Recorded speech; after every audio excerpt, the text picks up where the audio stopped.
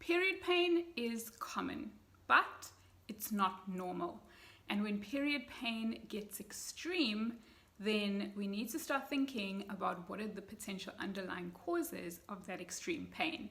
And one of the common causes of extreme period pain is endometriosis. So what is endometriosis?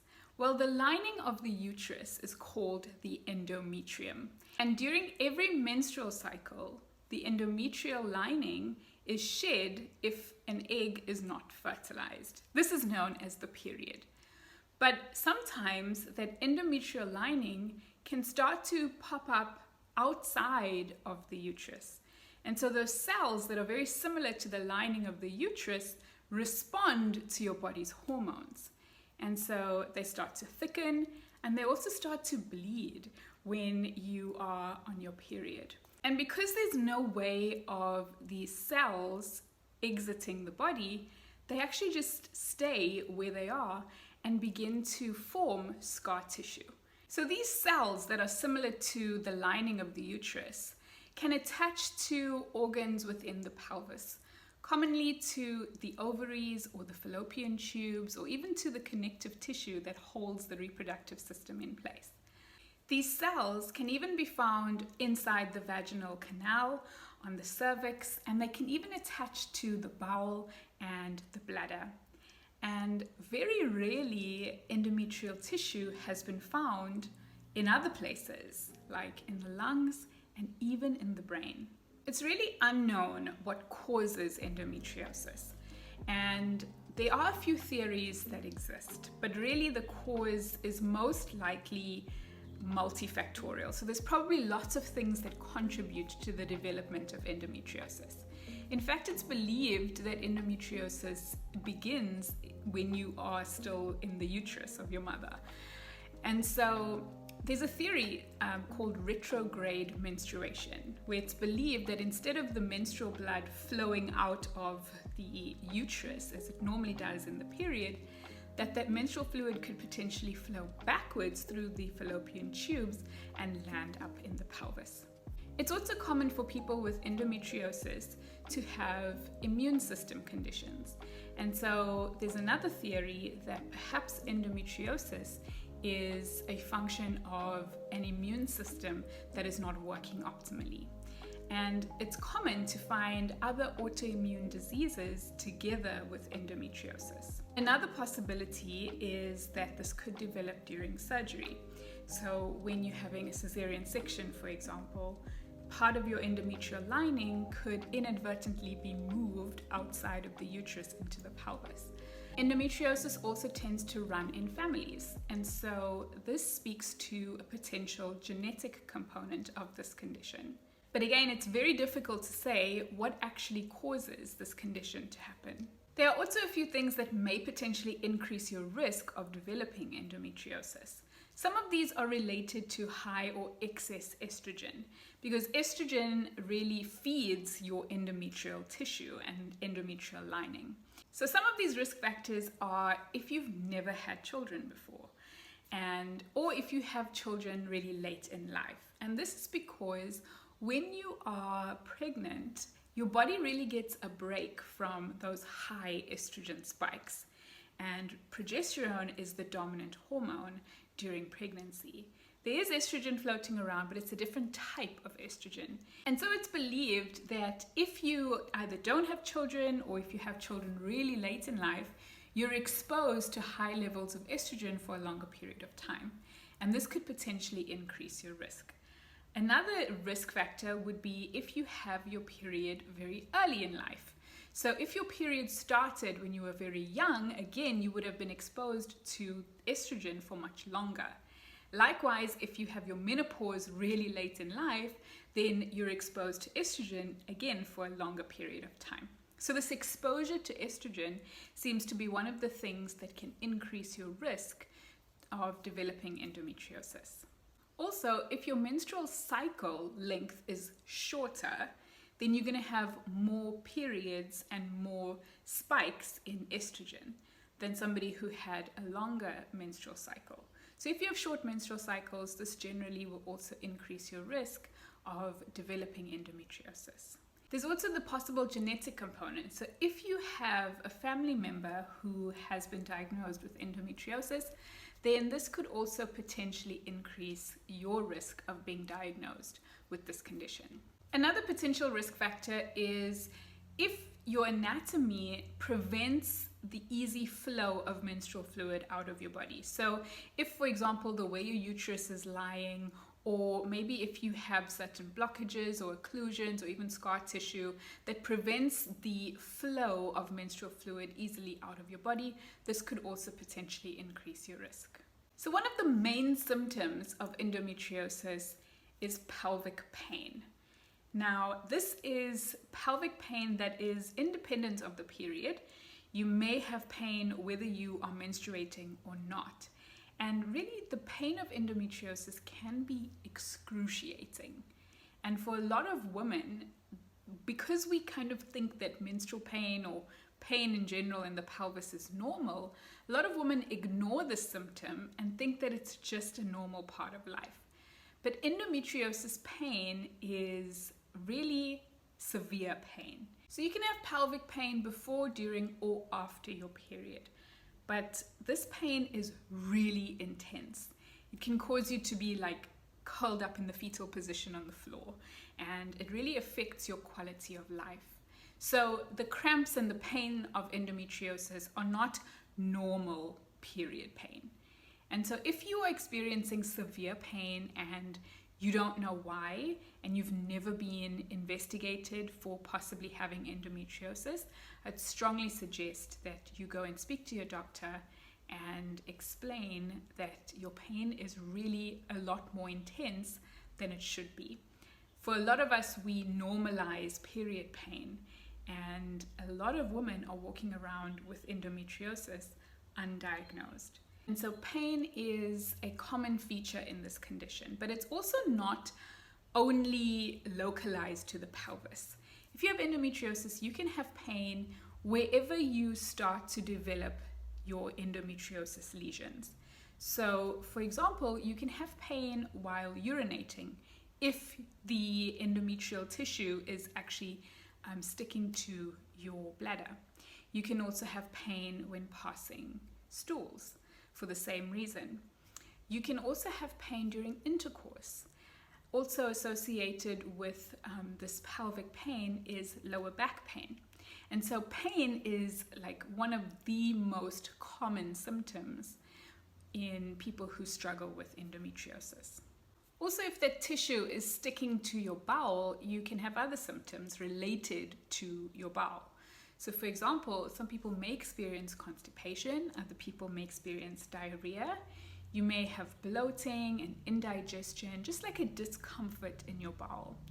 Again, if you have attachments to your bladder, you may have pain on urination, but you also may have like irritability, needing to go to the toilet frequently. Almost symptoms that are similar to a urinary tract infection.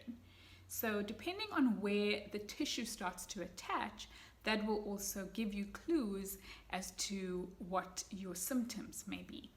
Endometriosis is also the leading cause of infertility. And this is commonly how people actually get their diagnosis. Maybe you've been dealing with period pain and general pelvic pain and bowel symptoms for your whole life, and maybe you've just been pushing through and thinking this is a normal part of life. But now you get to a point where you want to have a baby and it's just not happening. And commonly that's the point where people will go and see a gynecologist to establish why they are struggling to conceive. And so because of these attachments of endometrial tissue to different organs inside the pelvis, it can make it very difficult for you to get pregnant. And so infertility is one of the features of endometriosis. Another symptom is heavy bleeding. And this is probably as a result of the elevated estrogen relative to progesterone. So the idea of estrogen dominance is not one that's generally accepted in allopathic medicine. But what we mean by this is estrogen and progesterone are meant to be in a delicate balance. But if estrogen is overwhelmingly high compared to progesterone, then it may not necessarily mean that you have high estrogen. It may just mean that progesterone is low comparatively to estrogen. I hope that makes sense. So you can still have features of high estrogen even if your estrogen levels are normal. The question is it high relative to progesterone? And really, progesterone helps to balance out the effects of estrogen. And so part of the reason why you may have heavy bleeding is that your progesterone levels may be low. And so heavy bleeding, bleeding with clots, and prolonged bleeding is also a feature of endometriosis. So how is endometriosis diagnosed? Well, oftentimes doctors will base their suspicion on the history that you give them. So you may be going to your doctor and telling them that you have this extreme pain, you may be having bowel-related symptoms, and you may be experiencing infertility. So your doctor will take a complete history from you and ask you probing questions to better determine what they think your diagnosis may be. Then your doctor would have to do a pelvic exam, and they may use a speculum to do this as well. And then they'll send you for some tests to be done. Usually the tests could include things like an ultrasound and CT scan or an MRI, just depending on the protocols in your particular country. But the only way to really definitively diagnose endometriosis is by laparoscopy. Now, laparoscopy is a surgical procedure where cameras are actually inserted into the pelvis, they're inserted into the abdomen, and your doctor would have a look around with those cameras to see if they can find any of those collections of that tissue anywhere. And if they do find them, then they'll take a sample of them as a biopsy and send it to the laboratory to check if it is endometrial tissue in that biopsy sample. And that is really how endometriosis is diagnosed. The complications of that is that oftentimes people with endometriosis will go through multiple laparoscopic procedures, and that can actually cause more scarring and more inflammation in the pelvis. And so this is part of the reason why this condition is so difficult to treat, because the cure can sometimes end up causing the problem. And so how is endometriosis treated? Well, typically you would use pain control. So conventionally we would prescribe pain relief in the form of simple pain relievers, anti-inflammatories as well, and just really taper that depending on your level of pain. And then you get hormone-based treatments. Now, you may be put on the oral contraceptive pill, but typically a medication that increases the effect of progesterone in your body would be prescribed. So an example of this would be something like Vizan. And really this progestin medication is prescribed to counteract the effect of high estrogen in your body. And then you get surgery. So like I mentioned earlier, usually laparoscopic surgery is performed for endometriosis. And what would happen is that your doctor would be able to identify that tissue that has been confirmed to be endometriosis, and then they will attempt to remove that tissue. But again, the problem with this is that it could actually end up causing more scar tissue. So what are some of the natural things that you can do to help manage this condition? I'm just going to give you a brief summary, and maybe we can dive into this in a future video. So essentially what we want to do is we want to try and manage the pain, which is a symptom of the condition, but we also want to manage the underlying root cause of the condition. And so first of all, to manage the pain, there are a number of things that you can do to try to relieve pain that don't involve taking pain medication. This could include things like stretching, doing certain exercises, taking anti-inflammatory foods, using anti-inflammatory supplements. You could even start to do things like alternative practices like acupuncture. These can all help to manage your pain and keep them under control. Medical cannabis would be another consideration if you are struggling with endometriosis pain. And in South Africa, we are getting approvals for people to be on medical cannabis for endometriosis. So using cannabis to help with your pain management is something that you can also consider doing. And then on the other hand, how do we address the root cause of the problem? Well, we mentioned genetics, we can't really control that. We also mentioned perhaps there's something physically that could be causing the flow of the menstrual blood to be affected. We also can't control that. But some of the things that we can do are related to how we can begin to bring balance into our hormones to try and minimize the effect of high estrogen. And so a few things that you can consider here are focusing on your gut health. Commonly, people with endometriosis will experience constipation. And if you are not having frequent bowel movements, then your body is going to reabsorb estrogen. So estrogen is actually eliminated from your body in your poop. And so if you are not moving your bowels frequently, you're going to have excess estrogen hanging around in your gut that is just going to be reabsorbed into your body.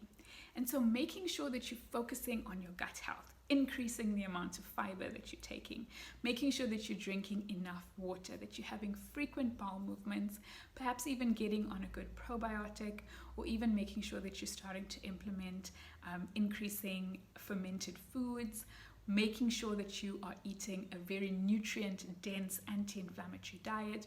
All these things will help to support your gut health and help you to eliminate estrogen. You can also do a few things to support your liver function. Again, your liver is actually breaking down and metabolizing your estrogen. And so focusing on making sure that you are not bombarding your liver with things like too many over-the-counter medications, or perhaps even things like alcohol. This will make sure that your liver is focusing on doing the important work of metabolizing estrogen. Also, eliminating toxins from your environment is something that is incredibly important to focus on if you have endometriosis, because we know that there are chemicals in our environment called endocrine disrupting chemicals that affect our body in the same way as estrogen does. And so these chemicals can contribute to our bodies experiencing this excess amount of estrogen compared to progesterone. So check your personal care products, your cosmetics, your makeup, the hair products that you're using.